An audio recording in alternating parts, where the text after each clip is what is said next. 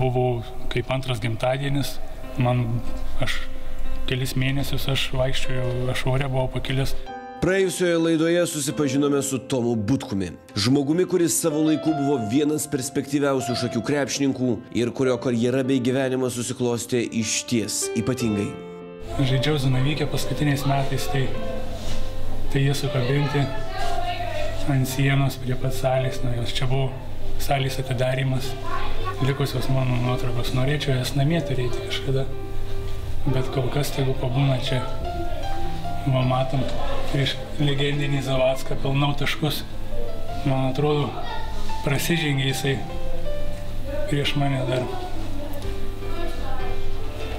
Dar viena nuotrauka yra prieš Evaldą Dainį.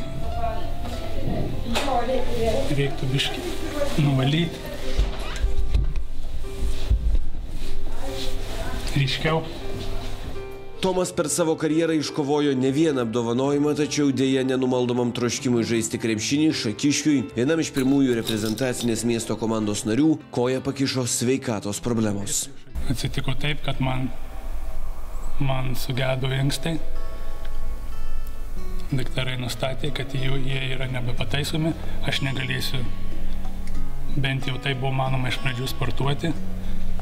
Aš patekau į ligoninę, man vyko visokie tyrimai.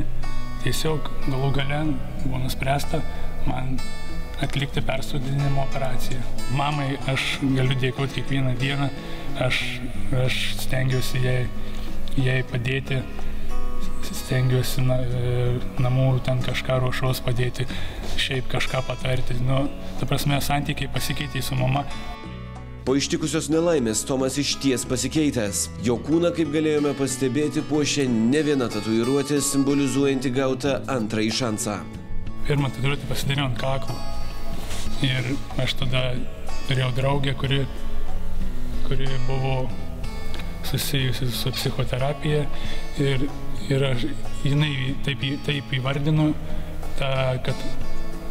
kad mano tas išsitatuiravimas po operacijos tai buvo viso to įprasminimas. Nebūtinai, kad būtent įsitatuiruoti kažkokį tai daiktą panašų, ten skalpelį, kažkokį po kaklu, bet pati esmė buvo atžymėti tai, kas man atsitiko. Aš ore buvau pakilęs vieno tų žinių, kad galėsiu sportuoti. Aš pats save pamačiau, koks aš laimingas buvau, aš mačiau save iš šono, nes man tai yra svarbiausias dalykas judėti. Po to viskas susitvarkė ir tai yra laimė. Šiandien Tomas dirba krepšinio treneriu ir dalyjasi savo neįkainojamą patirtimi su jaunaja karta. Dalinimasis taip pat yra laimė. Viena pagrindinių Lietuvos krepšinio fanų komandos Vytis misijų atsakomybė už supančią aplinką. Ernestas Sirkevičius, Rokas Čepanonis ir komandos gydytojas Tadas Vilniuje įsikūrusiame bendruomenės technologijų centre Technarium ėmė ruoštis pavasariui ir ruoštis saugią erdvę pirmosioms lakštingaloms. Man reikia vieno į balkoną, pas mane krekštis gyvena. Kiek sakė čia? 2,4. Na, kiek yra 240 mm? 2,4. Va. Kiek iš matematikos turėjai?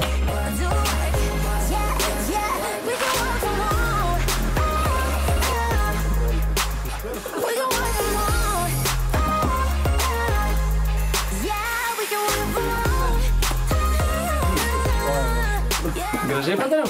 Paimkai tik rinkimą. Ne tavo supjaustymas, kur žinot būtų. Didžiausias darbas. Tavo didžiausias nuopelnas.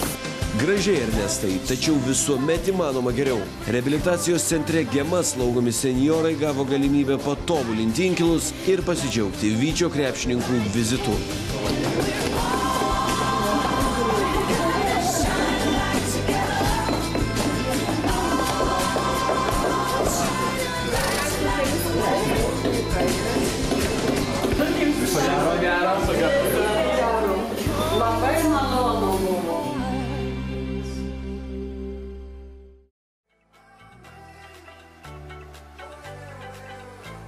Šakių Vyčio krepšininkai nacionalinės krepšinio lygos čempionate patyrė 9-ąją nesėkmę. Virginijaus Sirvydžio auklėtiniai Kaune 89-69 turėjo pripažinti Kauno Žalgirio dublerių pranašumą. Traumų išretintas Vytis pirmoje rungtynių dalyje neleido šeimininkauti savo aikštėje jauniesiams žalgiriečiams. Nors Tomo Masiulio auklėtiniai keletą sykių atitruko 7 taškų pranašumu, Tado Sebežiovo vedami Vyčio krepšininkai po pirmosios rungtynių dalies atsiliko tik 4 taškais. Šakių klubai nokdauną Žalgirio dubleriai pasiuntė trečiajame ketvirtyje, kurį šeimininkai laimėjo 18 taškų persvarą. Vytis bandė mažinti išaugusį atsilikimą ketvirtojo kėlinio metu, tačiau šeimininkai persvaros neiššvaistė. Po rungtynių Virginijus Sirvydis nebuvo patenkintas savo ekipos žaidimu ir išskyrė pralaimėjimo priežastis. Neatsiminsi derinių, vyrai, bėgiosim žiauriai. Nepadės bėgiojimas, pradės kityti. Negalim taip žaisti. Susimastykite tikrai. Kam čia kankintis tada, jeigu ar pas kažką noro nėra žaisti ir nenori, tai tikrai nelaikysim ir nelaikim. Kas nori laimėti, liekam su manim, kas nenori, sakau gerai. Spaudžiam rankas, sėkmės toliau ir viskas. Nenori daugiau matyti. 1, 2, 3.